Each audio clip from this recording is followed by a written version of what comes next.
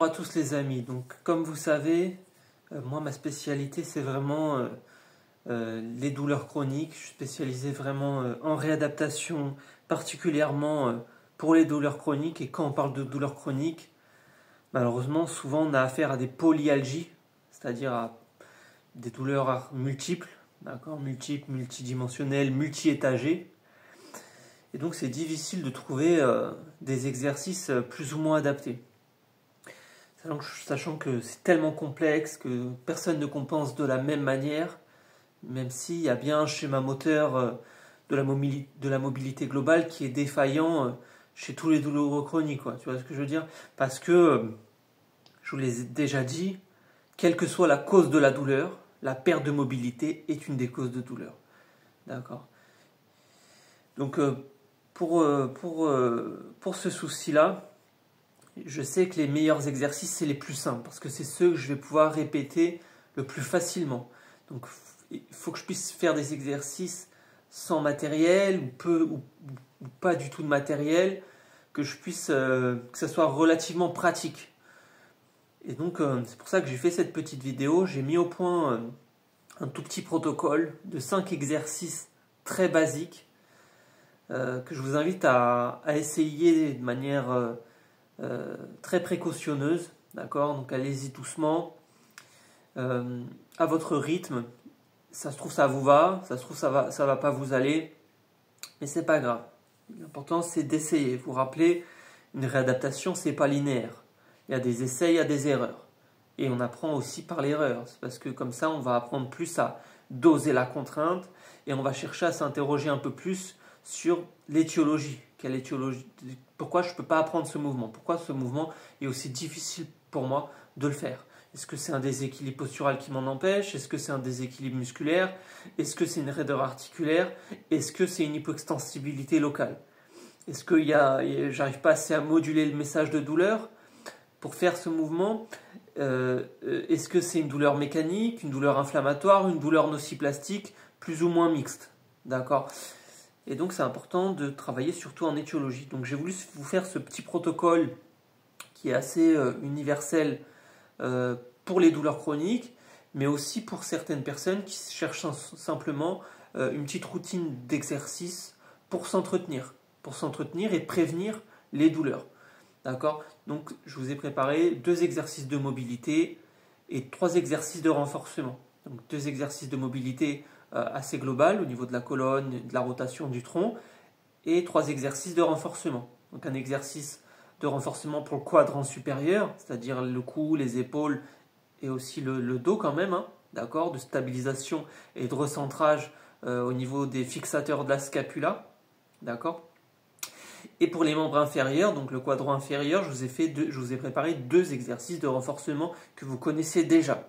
Donc le squat, qui est un excellent exercice, mais je vais vous montrer comment le faire, qu'est-ce qu'on cherche à faire quand on le fait, comment bien l'effectuer, et je vous apporterai, je vous indiquerai d'ajouter une petite résistance au niveau des membres inférieurs pour vraiment chercher le fessier justement, et travailler surtout l'abduction et l'extension de la hanche. Je vous rappelle que le fessier fait de l'extension de hanche arrière, mais aussi la flexion latérale en fait. D'accord, il va participer à cette flexion latérale. Il ne fait pas que l'extension de hanche, le fessier. Et donc, je vais vous apprendre à l'isoler un peu. Et le deadlift. Le deadlift qui est comme un squat si on veut, mais on va travailler notre contrôle postural. C'est-à-dire à garder notre alignement. Donc le deadlift est ultra important. D'accord? Parce que vous avez vraiment ces fondamentaux. La respiration. Donc je vous invite à faire un exercice de respiration tridimensionnelle chez vous. Regardez mes vidéos, vous allez en trouver. Je vous invite à faire du travail au niveau de la sphère pelvienne, de la périnéalogie, hein, à vérifier que vous avez un engagement du transversé du périnée préalable qui est assez effectif avant quoi que ce soit. C'est un prérequis, comme je vous l'ai dit. Et le contrôle postural, qui est vraiment la 3e notion fondamentale et qui est aussi un prérequis, que vous ayez cette notion de placer votre dos, votre bassin, que vous contrôliez votre posture dans l'espace et que vous gardiez votre alignement, que vous arriviez en tout cas à comprendre ce que c'est et à rester aligné quitte à aller moins loin dans l'amplitude, à le faire moins longtemps ou moins loin. L'important, c'est pas que le mouvement soit puissant ou rapide, ou tu vois, le mouvement, c'est le plus important dans un mouvement de réadaptation, c'est pas tant l'intensité ou la vitesse, tu vois ce que je veux dire, la perf, mais bien comme son nom l'indique, la réadaptation, le but c'est de se réadapter. Et on ne va pas pouvoir se réadapter tant que le mouvement n'est pas juste corrigé, d'accord, autocontrôlé. Donc il faut mieux un mouvement juste qu'un mouvement à chercher à faire le mouvement parfait. Le but, c'est pas de chercher le mouvement parfait. Le but, c'est de faire le mouvement le plus juste possible avec mon cerveau, pour que mon cerveau puisse intégrer cette information. Donc il faut plus chercher la sensation du mouvement que la force brute. C'est ça que je vous explique. Donc c'est pour ça que je vous en renvoie à ma dernière vidéo contracter, relâcher, contraction flash. Je vous explique vraiment cette sensation du mouvement en arthrokinétique. D'accord. Donc on va commencer par le premier exercice qui est très très simple. Vous vous mettez en quadrupédie, d'accord. Vous vous mettez en quadrupédie et tout simplement vous me faites un chat-chien, donc une dizaine de mouvements par exemple. Voilà. Je cambre, je décambre. Et vous essayez de sentir vos vertèbres s'articuler doucement. Donc, à certaines personnes, ça leur fait trop mal quand elles montent le cou. Donc, si ça fait mal, vous allez moins loin, tout simplement. Et vous mimez même le mouvement s'il vous fait mal. Donc, allez-y tout doucement.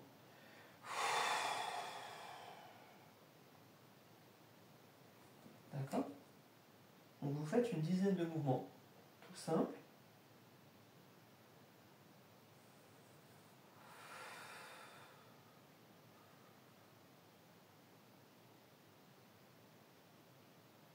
Vous essayez de sentir vos vertèbres s'articuler.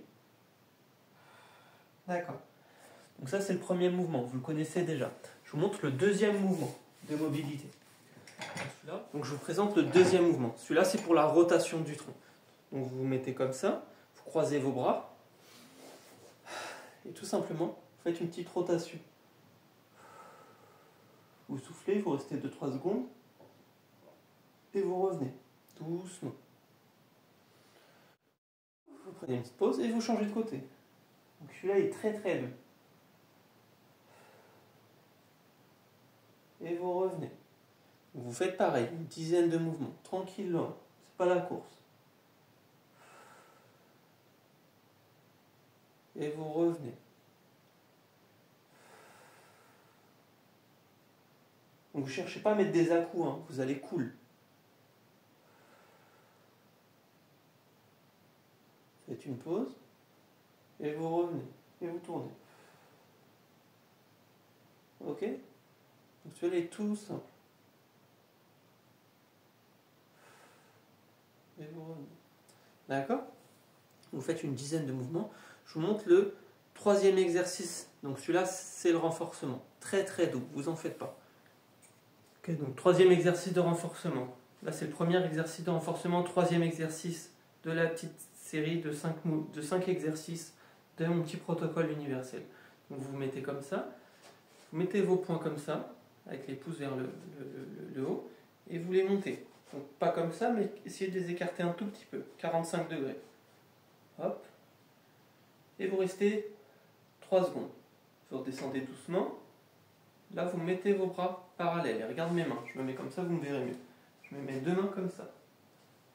Donc les pieds ouverts largeur du bassin. Ils ne sont pas en canard, les pieds. Ils sont bien parallèles. Ils sont ni ouverts ni fermés. Ils sont devant, écartés largeur du bassin. Je fais 3 secondes. Je mets mes mains en avant. 1, 2, 3. Et je change mes mains encore. Vous voyez, je change la tranche des mains. Je fais 3 secondes. Et je relâche doucement. Tu vois, je ne redescends pas comme ça. Je relâche doucement.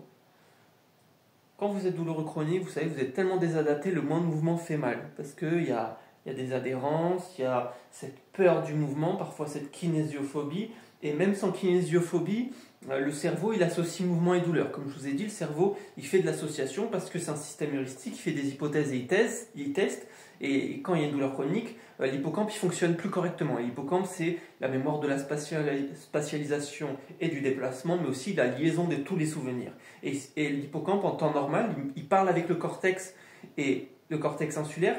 Et le cortex insulaire, Il supporte le rôle des neurones miroirs, le langage, les émotions, la conscience de soi, l'évaluation de la douleur au niveau de la peau, la température au niveau de la peau, etc.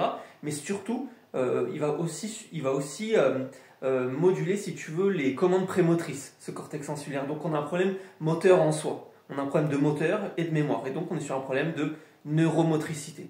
D'accord ? Et donc, il faut faire des mouvements contrôlés et doux, et on ne cherche pas la force. Donc le souci, c'est que le corps est tellement désadapté que le moindre effort, ça va être un effort surdimensionné pour vous. Donc allez-y progressivement. Donc vous commencez même pour tester votre résistance, bah, vous faites 3 secondes, 3 secondes, 3 secondes, un seul mouvement. Voilà, ça c'est fini.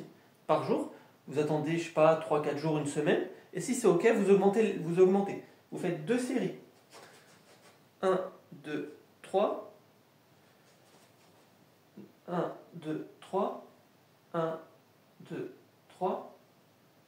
1, 2, 3. D'accord ? Donc là, vous restez comme ça de face. Hein. Je le fais pour que vous voyez. Je me mets comme ça pour que vous voyez l'angle de mes mains. Mais en vrai, vous tournez pas. Vous restez comme ça. Vous faites ça, ça, ça et ça, tu vois ? D'accord ? Donc celui-là, il a l'air con, mais il est très intéressant. Si c'est ok, vous faites 5 séries. Et si vous voulez, si vous voyez que c'est ok, que vous n'avez pas de douleur qui se majore, que ça n'empire pas votre douleur, et ben vous augmentez les séries et le temps. Au lieu de faire 3 secondes, vous restez 30 secondes, vous restez 5 secondes, puis 10 secondes, puis 15 secondes, puis 30 secondes, et vous augmentez le temps de travail. Et ça, c'est un gainage. Vous vous rappelez, je vous parlais du gainage. Là, je gaine, putain. Et si vraiment vous voulez aller chercher la musculature profonde près de la colonne vertébrale au niveau de l'ajustement postural anticipateur, c'est-à-dire transverse, périnée multifide, vous avez cette synergie et cette coordination qui va ajuster la posture de manière anticipatrice, et dans beaucoup de cas de déséquilibre musculaire du bassin, comme la pubalgie et même en périnalogie où on a les mêmes indicateurs cliniques, vous allez avoir un retard de contraction du transverse et vous n'allez plus avoir cet ajustement postural anticipateur.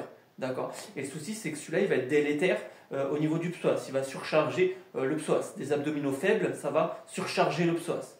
Des quadriceps suractivés, ils vont devenir hyperactifs et ils vont surcharger aussi le psoas parce que vous êtes sur des fléchisseurs de hanche. Psoas droit antérieur carré des lombes, vous êtes sur des fléchisseurs de hanche. Comme toujours, les lombaires, c'est pas le dos, c'est le muscle le plus profond de l'abdomen. Et donc le centre de l'équilibre humain, il est au-dessus de mon nombril, the core. C'est là où toutes les charges se répartissent ensuite. Le centre de la gravité, il est au niveau du nombre, juste au-dessus du nombril. Donc augmenter le temps de travail. Et tu vois, tu veux faire 30 secondes 5 fois, bah c'est bon, tu le fais 30 secondes 5 fois et là tu gagnes. Et donc si vous voulez aller chercher vraiment en gainage la musculature profonde, vous inspirez, vous vous rappelez, et vous soufflez. Périnée transverse, vous maintenez. Et pendant que vous maintenez, là vous faites la même chose.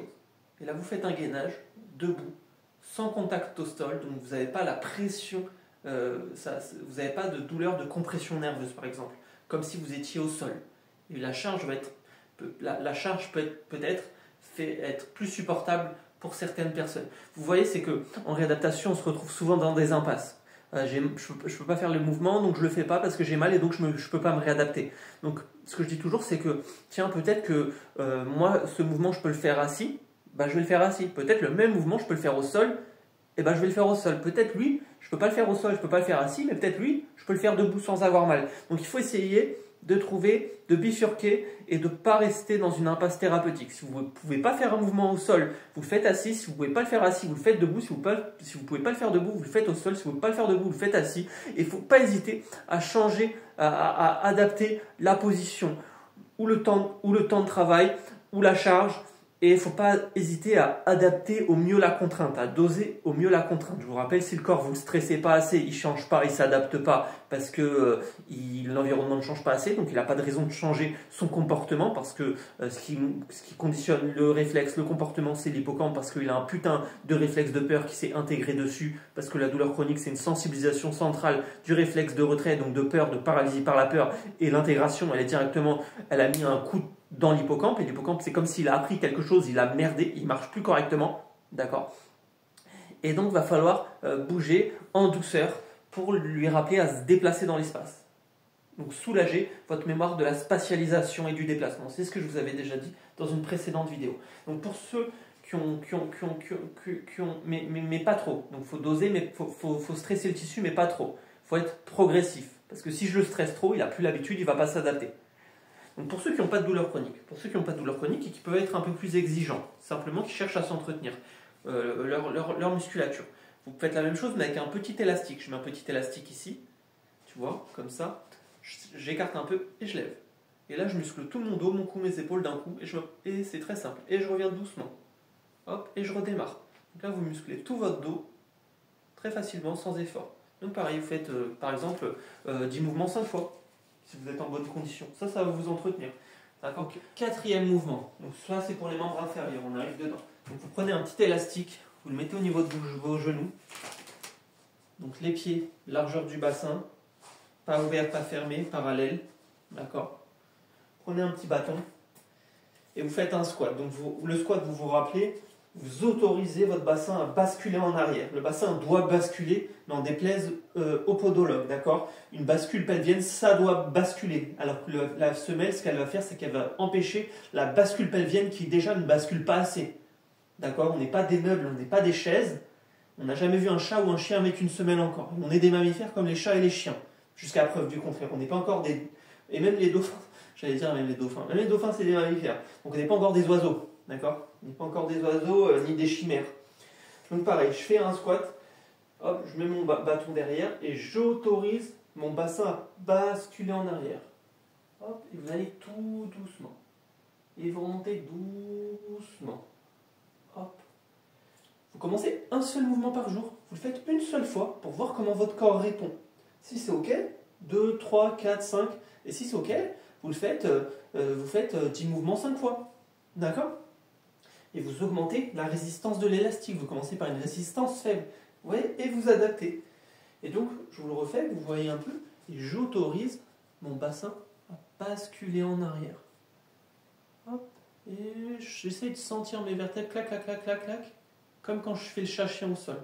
Et vous voyez que vos genoux vont tendance à faire un valgus. L'élastique, il doit vous rappeler que vous devez garder cet alignement fonctionnel au niveau du genou. Il ne faut pas qu'il fasse son valgus dynamique avec le pied qui s'affaisse et la hanche qui a l'air trop haute, trop en avant, qui fait une fausse jambe courte. D'accord. Donc au lieu de regarder le putain de pied, vous regardez la putain de hanche s'il n'y a pas un flexum dessus. Et s'il n'y a pas un flexum dessus, une inhibition motrice, ou le genou, s'il n'y a pas une inhibition motrice dessus dans la gueule. D'accord. S'il n'y a pas un souci au niveau du quadriceps, une rétractation au niveau de l'ischio, ou une hypoextensibilité au niveau du psoas. Psoas qui est impliqué certainement dans 60% des maux de dos et on ne va jamais le regarder, on va le regarder de manière très subjective, en disant oh, le psoas il est stressé, mais le psoas il est au milieu de tout. Donc on regarde tout, on ne regarde rien. Parce que le psoas il est vraiment au milieu de toute la dynamique pelvienne. Hein. Et donc vous faites votre squat. Et vous remontez doucement. Ok, tout le monde a compris? Donc on arrive au dernier exercice. Ce que vous faites, c'est que vous faites votre deadlift. Donc votre deadlift, c'est la même chose, sauf que vous contrôlez votre posture. Tu vois, mon bâton, je le mets comme ça. Faut que je sois cambré, mais pas trop. Il faut que j'ai ma petite position, mon alignement de mon dos. Donc je mets mon bâton et je fais une descente. Et j'essaye de garder mon dos aligné contre le bâton. Et je remonte doucement. Si ça fait mal, vous allez moins en bas. Vous allez moins loin. Simplement. Et vous changez de main. Regarde mes mains, je les change. Hop, là, mes mains, je les change. Vous faites comme un squat, mais vous servez du bâton pour garder votre contrôle postural. Hop, et vous changez de main.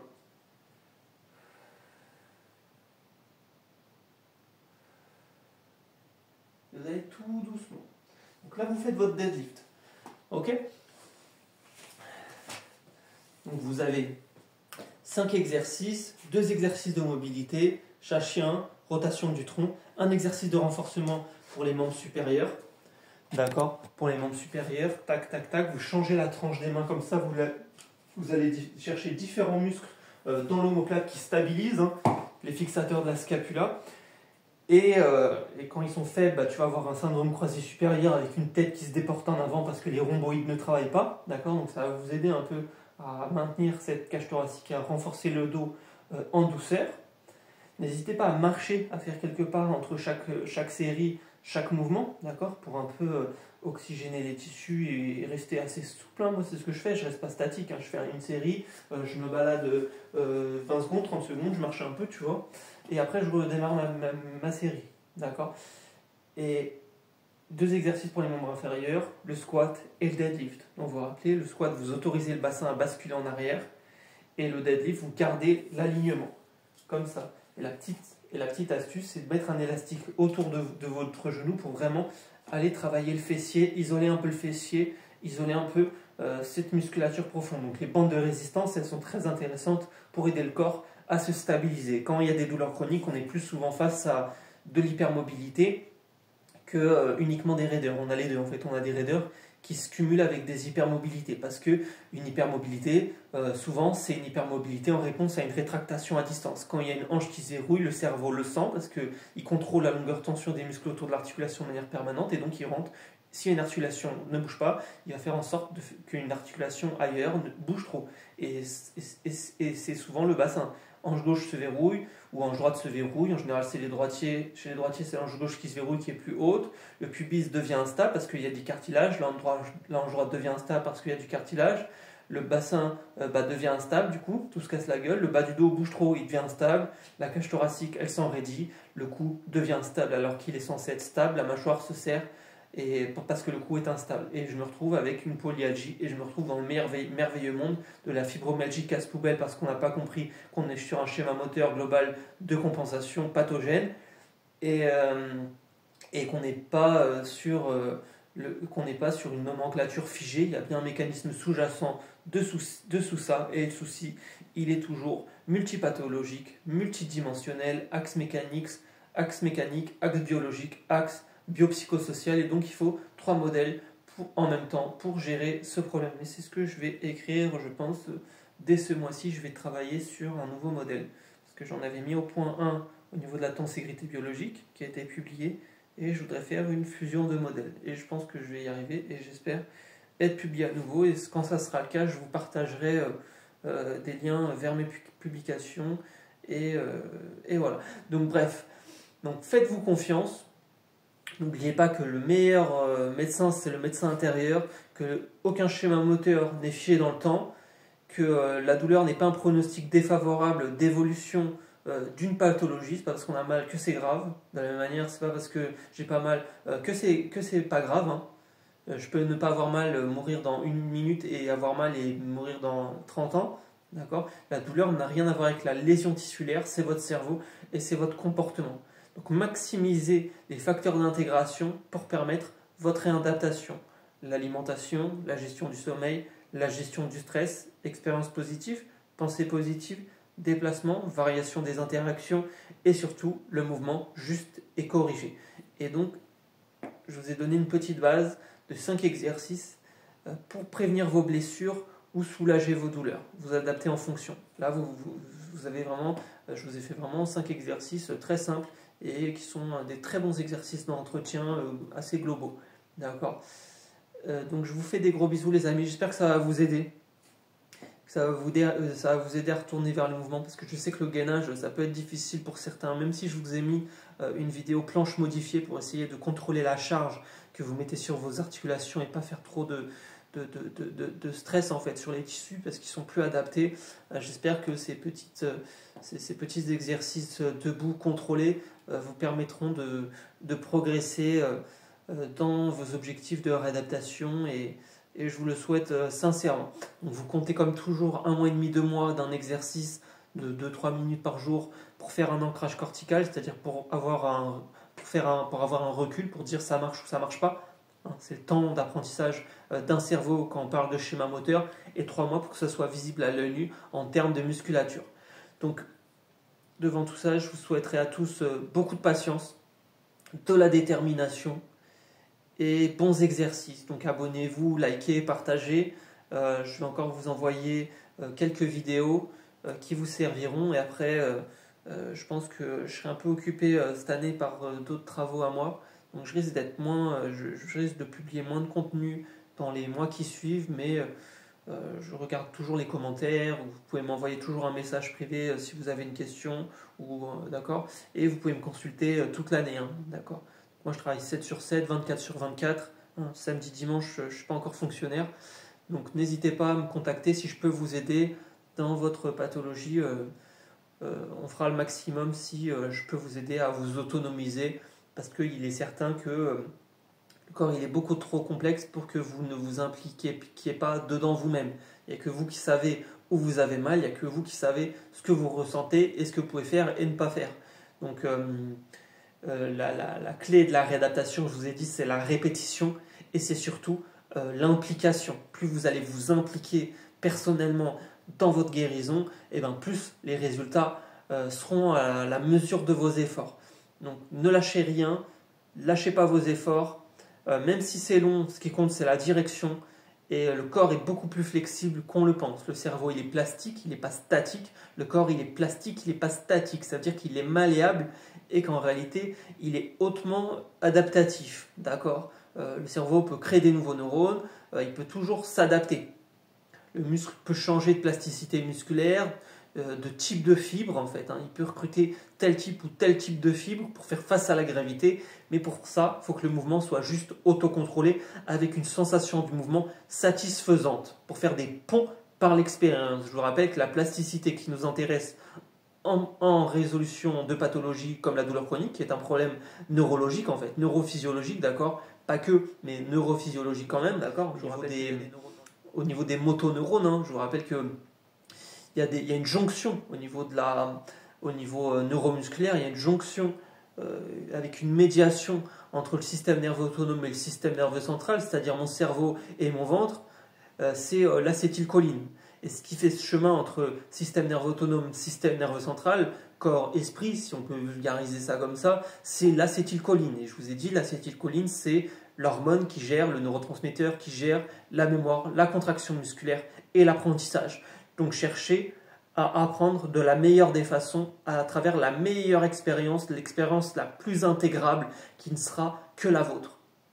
Parce que vous êtes vous-même une somme, vous êtes vous-même un écosystème biologique unifié et vous êtes plein de sous-systèmes qui forment un seul et même système. D'accord ? Et ce système, c'est le système myofascial, muscle plus fascia. Et donc si on parle de fascia, on parle de fonction musculaire. D'accord ? Et donc la structure, on s'en fout pas, mais presque. D'accord ? Parce que ce qui nous intéresse, c'est la fonction. Je peux ou je peux pas. Et ça, c'est la survie. On ne peut pas aller plus loin que la stratégie de survie, en fait, quand on parle d'adaptation. Le combat ou la fuite, fight or flight. Le combat ou la fuite. Le système nerveux, il sait faire que ces deux stratégies. Et donc pour se réadapter, il faut trouver le juste milieu entre exposition au stress pour qu'il se réadapte et protection au stress parce qu'il n'a plus l'habitude. Donc je vous invite à doser la contrainte, être acteur un maximum de votre guérison.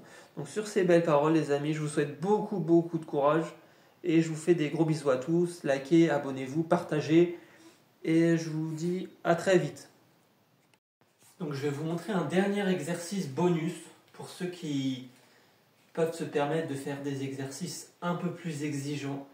Donc c'est un peu dans la même idée que vous savez quand je vous ai montré ce premier exercice de gainage pour le haut du corps et de stabiliser un peu cette ceinture d'épaule. Vous avez beaucoup de cervicalgie chroniques qui ne sont jamais traitées parce qu'on ne se concentre pas sur l'épaule.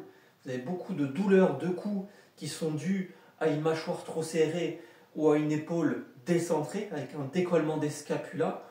Et donc quand il y a une cervicalgie, en général je vais toujours conseiller de travailler en étau, travailler la mâchoire et l'épaule. De la même manière au niveau de la hanche, je vais conseiller de travailler le rachis lombaire et le genou en parallèle pour stabiliser l'articulation parce que vous êtes sur des interrelations articulaires avec des transferts de force au bas. Et on l'a dit, ce qui fait le transfert de force au bas, c'est le grand dorsal qui marche avec le fessier, qui fait ce qu'on appelle les mouvements synchronisés. Quand il y a plus de quand vous avez un souci de transfert comme ça au bas avec le grand dorsal et le fessier, vous perdez votre synchronisation et votre transfert de force au bas. Et la sacro-iliaque aussi fait ce transfert de force au bas, et la sangle abdominale évidemment. Et on l'a dit, je vous l'ai dit, la sangle abdominale qui précontracte avant tout le reste quand on parle du transverse. D'accord ?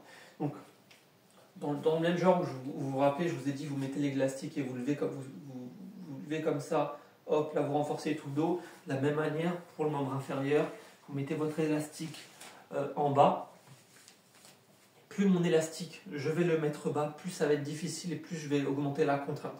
Donc vous commencez par mettre le plus proche de vos cuisses, puis vous augmentez la distance et vous le mettez plus vers vos pieds quand vous venez de plus en plus fort. Donc vous vous mettez comme ça, vous faites comme si vous vous asseyez légèrement, vous faites comme si vous étiez un crabe. Et là vous musclez votre fessier. Donc ça c'est un exercice tout simple, ça s'appelle le crabe, et puis vous faites comme d'habitude. 30 secondes, une petite minute, etc. Et si vous avez la place, vous pouvez marcher tout le long. Tu vois ce que je veux dire? Si vous avez la place chez vous, vous marchez tout le long. D'accord? Donc vous vous rappelez, le squat, vraiment, je mets mon élastique autour de mes genoux. Hein. Donc le squat, vraiment, je m'autorise à basculer mon bassin en arrière et je m'assois dans mes hanches. C'est important de visualiser ce que je vous dis. Un squat, c'est vraiment réapprendre à s'asseoir dans ses hanches. Parce que quand il y a une lombalgie, je vais m'asseoir sur la partie haute de mes fesses. Je ne vais pas m'asseoir sur les ischions. Je ne vais pas m'asseoir là où il faut. D'accord? Et quand il y a une lombalgie, c'est vraiment l'impression que je tombe en arrière. D'accord? Le squat, essentiel. Donc avec un élastique pour faire de l'antivalgisation, faire que le genou ne rentre pas. Le deadlift, pour le contrôle postural, vous vous rappelez. Hop. Pour que je garde mon alignement. Si vous êtes assez exigeant, vous n'avez pas de douleur, eh ben, n'hésitez pas à faire le crabe. Voilà, en bonus, je vous le donne. Et le meilleur exercice fonctionnel, au-delà de ce petit programme que je vous donne, ça reste la marche du fermier. D'accord? La marche du fermier en unilatéral et pas en unilatéral. Vous vous rappelez, je marche, un poids dans chaque main, je suis bien droit, je souffle pendant l'exercice, et là, je muscle tout le corps d'un coup. Un poids dans chaque main.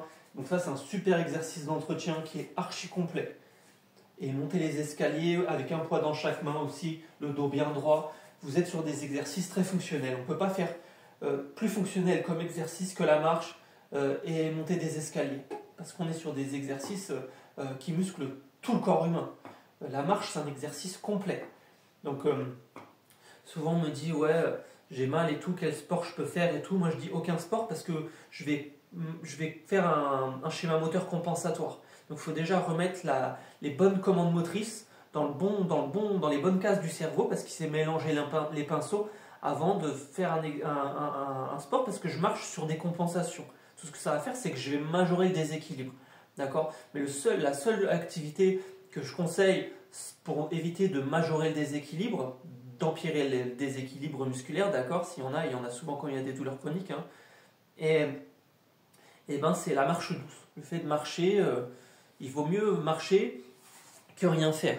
Et de la même manière, vous commencez doucement avec les exercices que je vous ai montrés et vous augmentez au fur et à mesure. Donc même un mouvement, bah, c'est toujours un mouvement de gagné. Vous savez, c'est comme je ne vais pas me masser parce que ça fait mal. Et ben, il vaut mieux se masser un peu, il faut mieux un petit massage que pas de massage du tout. Même quand vous êtes hypersensible au niveau cutané, sachant qu'il y a un lien entre la sensibilité cutanée et les troubles neurologiques, hein, je vous le rappelle, et ben, il vaut mieux un petit massage que pas de massage du tout. Le corps va apprendre, mais il faut le temps. Donc allez-y doucement, c'est pareil. Il vaut mieux un mouvement, tous les jours, un seul mouvement, le temps que mon cerveau apprenne, j'en ferai 2, j'en ferai 3, j'en ferai 5, j'augmenterai mes séries et mon temps de travail au fur et à mesure, mais il vaut mieux un mouvement que pas de mouvement du tout. D'accord? Ça, c'est encore une clé que je vous donne. Ok? Donc je vous remercie les amis, je vous fais des bisous.